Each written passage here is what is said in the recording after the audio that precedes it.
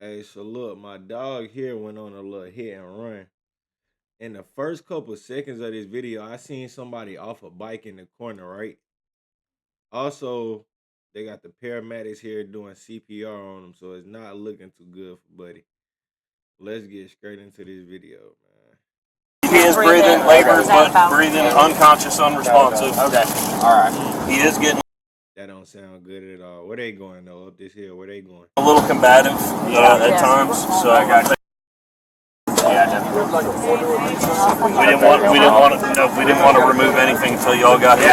Get a seat collar and get aboard. Hang tight, partner. Hang tight, partner. Hang tight. We're here. Hey, you're good. Try to stay still for us, okay? Just somebody grab the C-spine, and then I got his back good.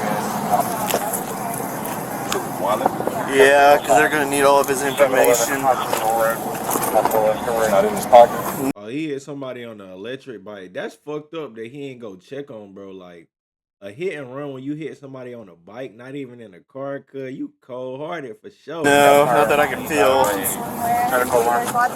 Looking for his wallet. Oh, maybe that's why they walking up the hills to see if they can find the person that hit them. I need that. 7 days after the crash, on March 10th, 2024, 78-year-old Charles Johnson died from the injuries he suffered in the collision. As investigators continued piecing together the evidence, they traced the damaged vehicle back to 24-year-old Joseph Michael. Bruh, this man had more life to live, bruh. Come on, brother. He was getting his groove on the bike. I get that mistakes happen, but damn, you left him, bro. You could have probably got him some help sooner. Tillman. So while we're standing here waiting, just sorry to just get a search warrant with all your rights protected and everything like that. It's just all the process, okay? I've been doing this job for a little while. Okay, I've been doing this job for about 24, almost 25 years. I've worked lots of accidents. I've worked some homicides. I've worked crime scenes first. Sergeant Lupo started out, and we had to show you the flock camera image of your car showing that it was in that area and things like that. So that's all behind us now, right? And I've had so many people in the past tell me, I blacked out between here and here, and I don't remember anything. And that all comes out to be not true. So it always looks better at fun for you to be honest with us. So that's not true, bro. You just need to talk to your lawyer and just get arrested right now. But what I will say is he got the Q50s as the license plate for the Infiniti. That's hard. I won't lie. But I know he been nervous for this past week, bro. Imagine knowing you just hit somebody on the bike and you did a hit and run and the police still haven't came to got you yet, bro. I know he been shitty all week long. No cap. if there's something you want to tell us, if you want to tell us exactly what happened, I understand you're scared. Heck, if I hit somebody, I'd be scared too. I can't say that I would take the same actions afterwards, but I would be scared and nervous as well. Was that antifreeze that was leaking out, or just windshield wiper? It was cool. Yeah, we might not want to start it Unless I might not be correct about that one. We could just put it in neutral and Blue liquid. washer fluid. I think your reservoir is probably like, can you fill up right here? Yeah, your reservoir is I think that's water. But I'm not sure. And it look like he got damage right here to the front right side.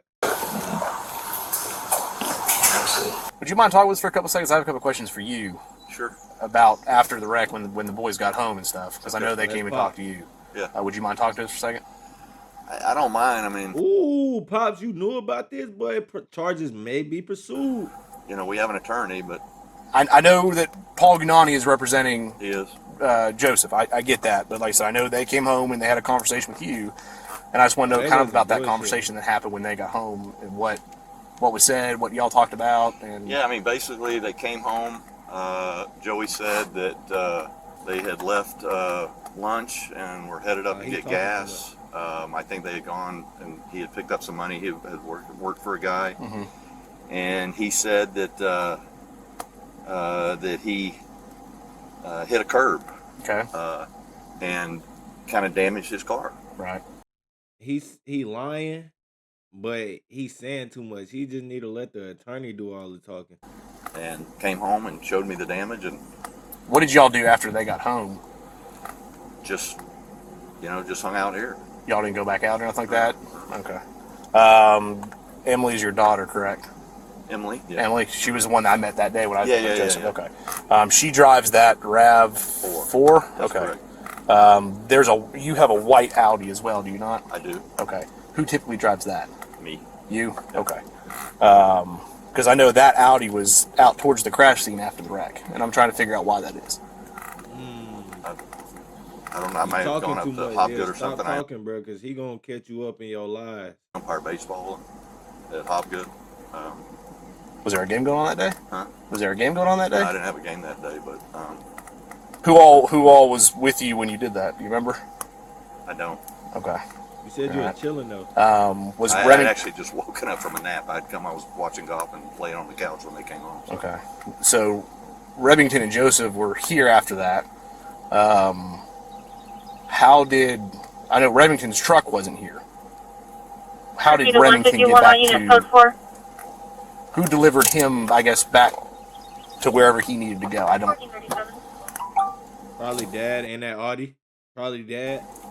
I honestly don't remember. That might have been why I was out. I might have taken Remington home. Now he don't remember nothing, bro. Now you don't remember nothing. You remember what your son told you, and you can't remember nothing after that. That afternoon.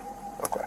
Do you have anything else? This is my boss, so that's what Hey, we're. buddy. Like I said, we're just. How you doing? Appreciate what you guys are doing. We're trying to do some follow up and stuff. Okay. As I said, we're trying to piece this together, and I understand why Joseph got an attorney.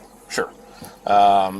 We were talking to Remington, and then he asked to speak with an attorney. I don't want to speak to you anymore. I want to speak to an attorney. And it seems like everybody kind of keeps digging a deeper pit for themselves, and we're, mistakes are made. We get that, but we have to get to the bottom. Our job is to get to the truth. No, I got you. Asking for an attorney is not digging a deeper ditch for yourself. That's the best thing you could do after you already did some dumb shit. The reason I got an attorney was because Joey doesn't have a great driving record. Okay. And when everybody started calling Remington and kind of drilling in, I'm like, I've been through this enough to know. Yeah. No, I get it. And like I said, I know Paul emailed us and said, hey, I'm representing. Yeah. He said he knew you when I talked to him. Okay, yeah. He said he was representing Joey. Good. Well, and I think, I've talked to Remington, and I think the reason Remington got an attorney was because he told either you or somebody else. He's like, guys, I've told you the truth, and I've told you everything I know. And they're like, well, you need to come in. And he's like, I work 11-hour day, 5 days a week. I was willing to meet him, and I know. And so. So I think he just got freaked out and said, again, in fact, we went and saw Paul, and Paul said, I don't think it's a bad idea if they're calling you to come talk to you. I don't think it's a bad idea for you to get an attorney. Yeah. So that was on the advice of Paul. Yeah, I'll give you a rundown. Sure. You want the whole day or? Sure. I mean, if you give me a 24-hour pre-trip, if you're with them that long. No, but Who is the one? Okay, Remington. I think he's the friend. So I gotta remember the other name of the person who had lunchtime till the end of that day. Okay. So we went to lunch at game day. Okay. Around like 12, I think. Okay. We were probably there for an hour and a half, 2 hours. And then we left from there, went to Parkview by Longhorns. And our buddy lives there. We were getting money because he worked for him the day before. Okay. And then we were going to Chevron, and we're going down past Hillside. And we're going, and he kind of veers towards the curb. And I look over at him, and he's just like kind of out of it, sitting in a seat. Like alcohol involved? It was, I don't know. And then I like kind of look at him, and then we slam the curb, hop up on it, and he like comes back to. I'm like, "Are you okay?" And I heard the tire pop, everything. Yeah. So he takes it to his house, and then that's when I just found out earlier today. We weren't drinking at game day that day or anything. I mean, we went for lunch, went and got the money, That's headed what I to was Chevron. was doing. Okay.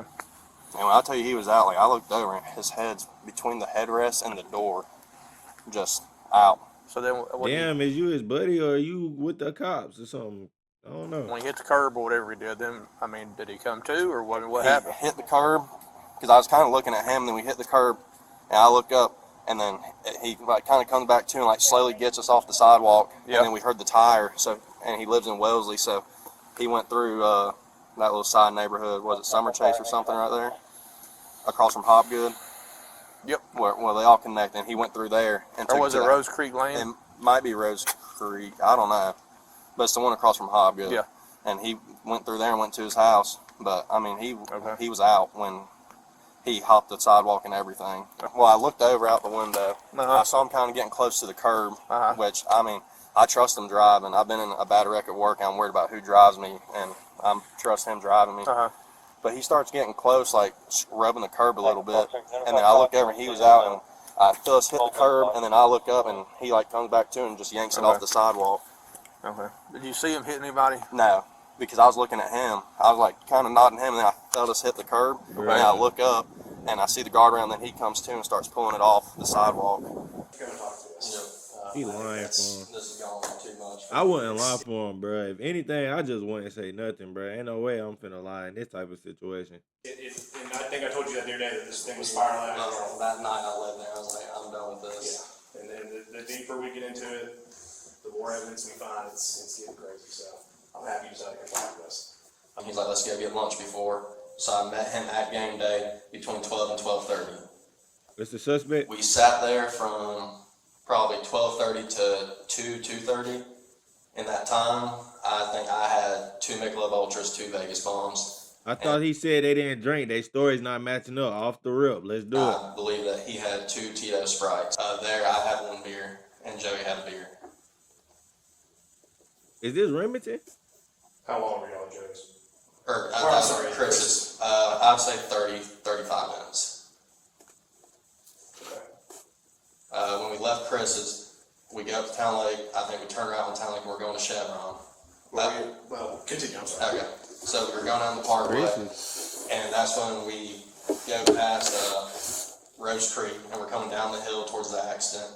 And we're going down, and that's when I start feeling us get close to the curb, and I look over right before the intersection, he's passed out.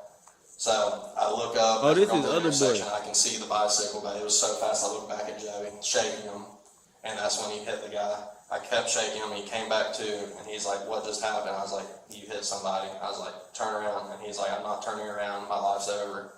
Go up to the intersection of Chevron.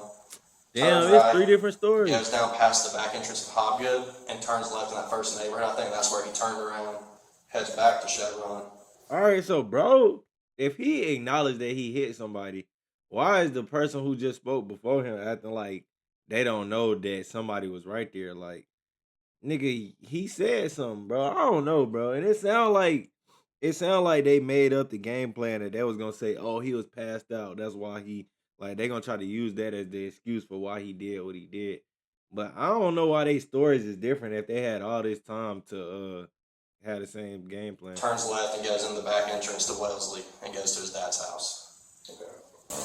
Sometime after lunch, was watching golf on TV and was actually taking a nap on the couch. Joey and Remington came in. That boy They pulled up both in seemed to be a little bit shook up. I thought I thought he was the lawyer. That boy pulled up in a suit. And Joey said, Dad, I've been in an accident. And my first response was, are you okay? You and Remington okay? Yeah, Dad, we're okay. I said, tell me what happened.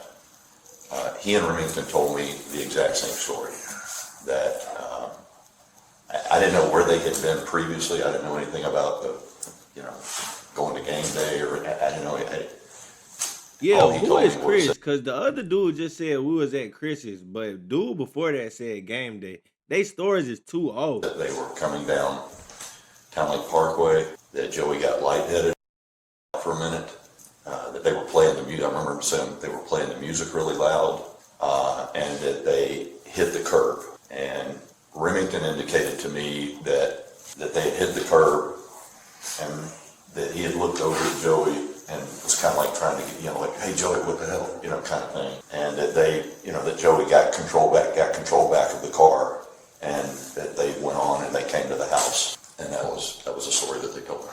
On March So what 20... about the dude who was in the back, obviously, who said, hey, bro, you just hit somebody?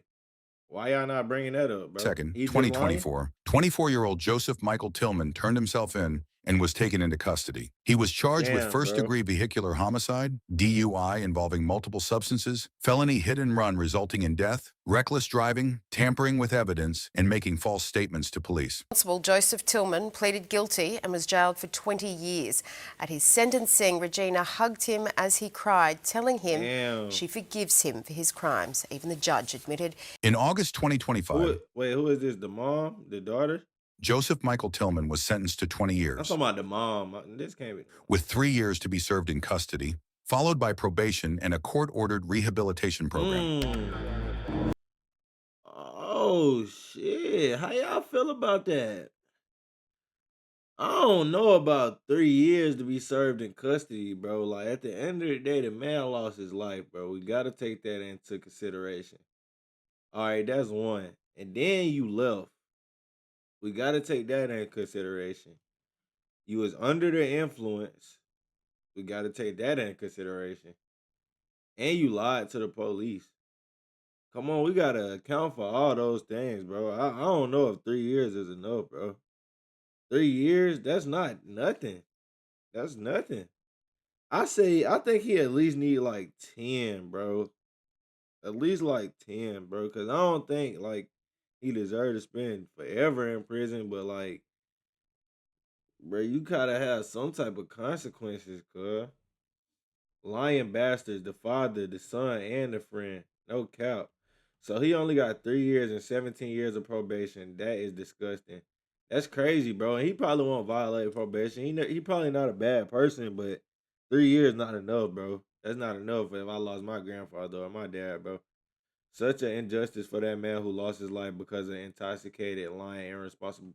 And then he bucked on the system. That's another thing, bro. He waited a week, bro.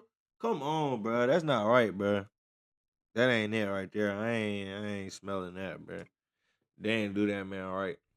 He should be behind bars for the full sentence for being a lying scumbag. I'm not mad at that. Only 3 years in prison. No, the punishment should be at least be equal to second degree murder. That's ridiculous. Okay, I got something in my eye. There should be no sentence in mercy after a hit and run and countless lies. Yeah, bro, a hit and run, cause you could have helped save his life if you would have responded quicker. You would have been one of the fastest people to respond to the situation. Call the police or something. That's crazy. You just let the man die. Prime example of young cowards running from responsibilities. Okay, true. This comment is true, but it's like everybody. I don't know. I guess it's true. Irresponsibility starts in the home. Value passed down. Well done. Not. Yeah, bro. I don't agree with that one bit. I ain't gonna lie to y'all. I'm not satisfied with that one, man. Y'all let me know what y'all think in the comments though. Trace Antenna, gang.